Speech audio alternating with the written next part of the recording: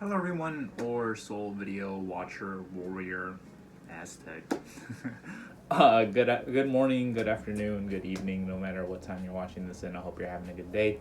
My name is Ulises Velasco, and I am applying to San Diego State University's Marriage and Family Therapy program. Before I even dive into the core meat and the questions posted, I figured that this would be a great opportunity to introduce myself, my background, and general thoughts about the program. To start, I graduated cum laude, receiving my Bachelor's of Arts in Psychology at the University of California, Riverside, in order to further understand the mind, how it functions, and how it influences our day-to-day behaviors. During my undergraduate tenure, I had the opportunity of joining a UCR social neuroscience lab led by Associate Professor Dr. Brent Hughes. My main reason from joining stemmed from a general curiosity towards understanding the inner workings of a research study.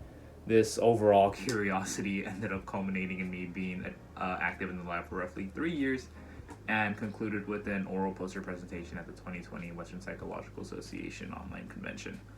Mouthful. This experience, along with my time working at LensCrafters, Delawadi's Family Eye Care, and Excel Therapies, and also Riverside County, played a very key role in helping me realize my desire to pursue a career that is clinically based and client-oriented. The previously mentioned work experiences placed me in circumstances where I could offer direct support to others in a manner that helped them understand the medical jargon associated with each position.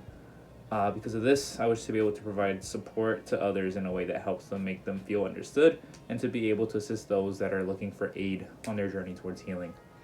With that in mind, let me just boomerang back and explain why I am applying to SDSU. First and foremost, I really appreciated and loved the transparency of the program and the contents posted online on its department website.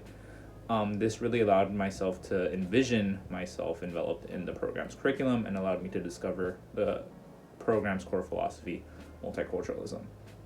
I really strongly believe that having an understanding and all-encompassing environment that supports others openly while taking several nuances and contexts into consideration is critical for providing exemplary services as an MFT.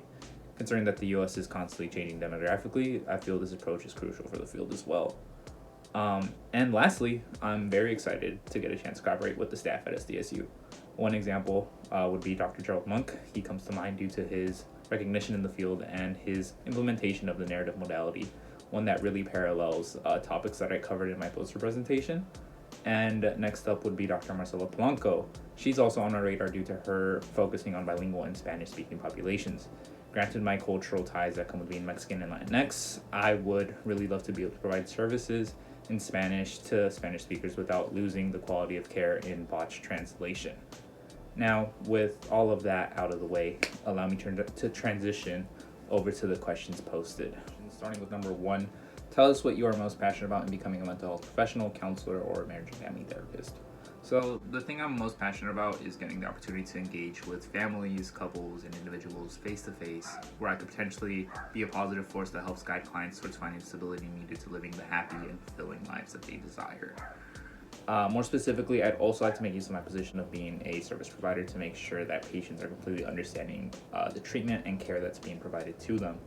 Coming from a Latinx and immigrant household, my parents and our relatives tended to usually really struggle in receiving medical services due to these language barriers and heavy medical jargon associated with these types of visits. I would in turn like to be able to provide services that are easily digestible so that clients can better understand and interact with their treatment. Clients and patients of mine from previous and even my current position now have benefited from this practice, and it is something that I aim to provide as a mental health practitioner in the future, if provided the opportunity, of course. Moving on to number 2, what do you most want to learn in your choice of program? So what I would want to learn most would be the actual application of my knowledge and training in a multicultural setting. I truly strongly feel that if what's being taught has no room for application, the knowledge itself isn't really being used to its best possible potential. When it comes to handling people and their mental livelihoods, this really shouldn't be the case at all.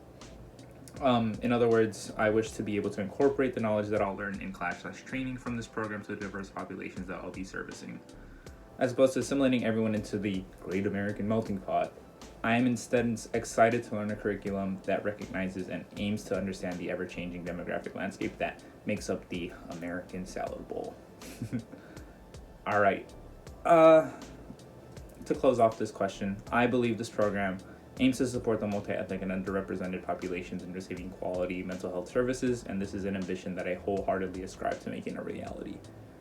Now for the last one, number 3, what do you imagine at this time will be your contribution to working with others to provide them with mental health services? So I feel that my biggest contributions fall in my ability to validate, empower, and relay information to clients.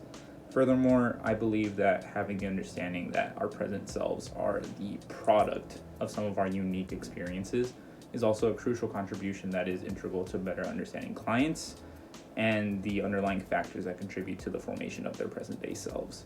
In sum, I believe that these skills could best be used to aid others in finding that intrinsic motivation needed to overcome life's obstacles, establishing and building rapport with clients, and in changing the ways that they think, feel, and behave. That just about wrapped things up. In closing, I am very attracted to San Diego State's MFT program because I believe it is the best possible institution that can provide me with the necessary tools and training to perform duties as a successful, competent MFT that serves diverse populations.